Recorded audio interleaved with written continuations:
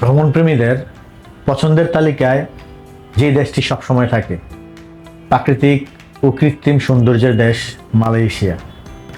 মালয়েশিয়াতে ভ্রমণ করার সময় অনেককেই ডিপোর্ট করে থাকে মালয়েশিয়া ইমিগ্রেশন ডিপার্টমেন্ট।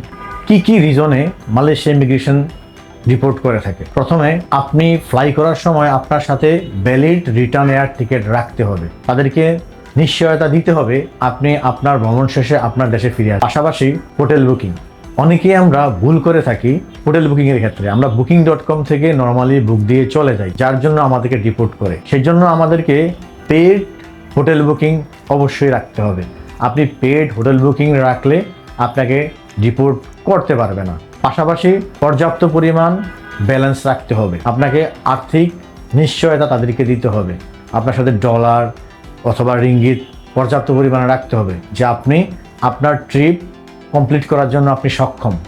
পাশাপাশি ডিজিটাল অ্যারাইভেল কার্ড, মালয়েশিয়ার ওয়েবসাইটে গিয়ে আপনি অনলাইনের মাধ্যমে digital arrival card fill up করতে পারবেন। এই বিষয়গুলো পরিপূর্ণতা আপনাকে অবশ্যই রাখতে হবে। পাশাপাশি গুরুত্বপূর্ণ বিষয় হচ্ছে আপনি যে প্রফেশনের আছেন, আপনি বিজনেসম্যান, সার্ভিস হোল্ডার, স্টুডেন্ট, আপনি যেই পেশাতে থাকেন না কেন, আপনার প্রফেশনাল প্রুফ অবশ্যই দিতে হবে। তাহলে আপনি মালয়েশিয়াতে স্মুথলি ভ্রমণ করে আসতে পারবেন।